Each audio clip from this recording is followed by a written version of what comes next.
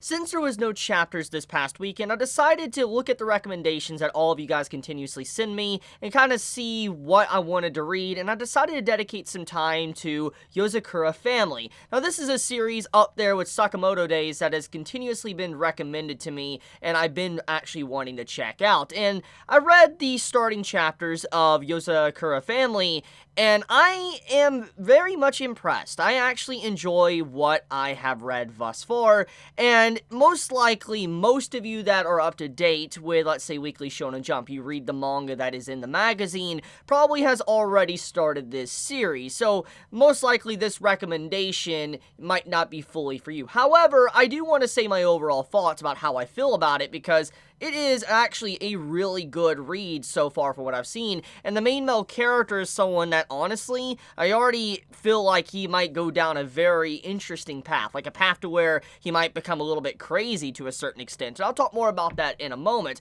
But the main point I want to talk about is kind of what it's about. So if hypothetically this is your first time ever hearing about, let's say, Yozakura Family, then it's pretty much like, imagine an entire family made of spies, that their main mission is to protect their head of the family that has no talent whatsoever, but is very beautiful and eventually will be the boss of the entire family. That's pretty much the overall objective of the story. Now, I know I probably didn't make that sound too interesting, but it's way more interesting than it actually sounds. Basically, it starts off to where our main male character, he is isolated. He appears to be shy. He's someone that doesn't want to interact with others around him. Every time someone tries to ask him to go out to, let's say, get some food, or go out to, let's go karaoke or whatever, he just straight up turns them down. This is our main character, Taiyou, and he seems, like I said, very shy, but when you kind of find out a little bit more about him within the first chapter, he actually has lost his entire family. And pretty much what happened was one day in the middle of the rain, his family was taking some form of trip, and his brother and him were in the back seat. They were just chilling, looking at a game, and his parents were in the front, and then they just slid off the road, and obviously you know what happened. Our main male character became an orphan child, and he was by himself. He is alone and isolated, and because of that, he has fear of getting connections with others. Fear of, if he bonds with someone, that he actually might lose them at any given moment. And honestly, this entire topic, this subject that wraps around the main male character, is actually very realistic. I feel like this is something that many would struggle with. Like, if you lost something extremely precious to you, you would have fear of potentially gaining attachment to something else, because if you lose it, you don't want to go through that pain once again. It's kind of like how people are with animals. It's like, you get a dog or a cat or whatever type of animal, and as you grow with them, and they get very old with you, when they finally, let's say, pass away, you don't want to go through that pain once again. You don't want to have to deal with any of that, and it's understandable. It's painful. Nobody wants to experience that. However, here's the main life lesson I think that this story is trying to show, is that yes, the ending might be very sad, the ending might be very bittersweet, but at the same time, you need to sometimes take a step back and look at the journey. Look at the time and memories that you have with that individual while you have them. And I feel like that is the main core message, the theme that Yozakura Family is trying to showcase. Because when you think about the true essence of what a shonen manga series is, it's pretty much about giving life lessons, either a coming-of-age story, or just, go for your dream, never give up on your dreams, regardless of what people say. It's like you could look at, let's say, One Piece, or Black Clover, or Naruto, etc. You can look at series like that, like, don't give up on your dream. And then you have series like this that tells a very different type of theme, like, hey, sometimes you need to appreciate those you have around you, instead of just trying to look at all the bad about it and all the negativity. Try to think positively for a change. That is what this series is, and it's a really nice, refreshing theme. I like the theme of what Yozakura Family is about. Now, obviously, the main core message and theme could shift in the future, and I might be unaware of what's going to happen, but the point I'm trying to get at least with the beginning chapters I have read, that is at the very least what type of story it's trying to tell. Now, let's get into a little bit more deeper stuff. By the way, there is something I do want to say, and that is the main male character's talent in Chapter 3, and how he obviously has a knack for being a spy, being able to protect our main female character.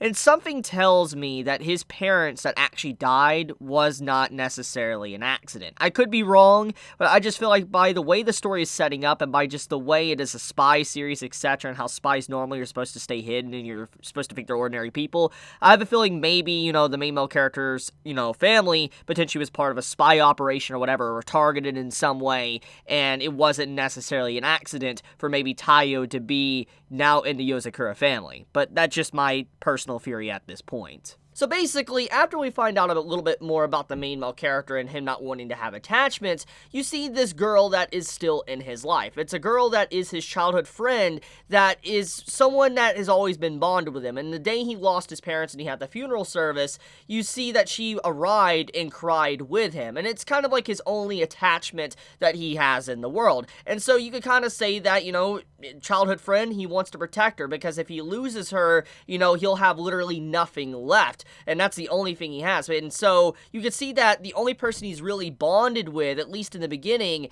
is her. He doesn't really, want to get connected with anyone else. And it's kind of sad, honestly, because you can see as the story kind of starts picking up with chapter 2 and chapter 3 and on, you see that, he gets a little bit more obsessed. He becomes obsessed with wanting to protect her, obsessed with wanting to make sure that she's A-okay, even at the expense of his own well-being. And this is very reminiscent to some of the elements within My Hero Academia. If you like, let's say, how Izuku is as a character, and, how they kind of, throw themselves, or just heroes in general, honestly, in My Hero Academia, how they just throw themselves to the wall trying to stop something at the cost of their own body. That's kind of what I'm reminded of here with the main male character, Taiyou, is that he literally will throw himself at, let's say, a rolling, spinning, saw blade, just to protect her. Now, that's a thing that I wonder is going to be tackled in the future. Maybe, he's going to have a hard, knock on the head, hey, you really do need to care about your well-being, because if you can't care about your well-being, you can't protect anyone else. And in chapter 3, this is mentioned by a character, but I feel like our MC is just now going on a very thorny and, twisty path. For instance, he's going to do things that's going to put him really at risk, and he's going to have to face the consequences eventually. I am wondering if that is the path it's going to go down, because it does imply that he is potentially unhinged to a certain extent. I mean, it would make sense. After losing his family, not wanting to lose his new family, he doesn't want to necessarily, go through that again. So he might go to certain extremes to protect them. So yeah, I think, like I say, Yozakura Family has really nice setup. It has a really nice characters, plural, for everything that I've seen so far. Because it's I already understand how the MC kind of ticks at this point. I understand now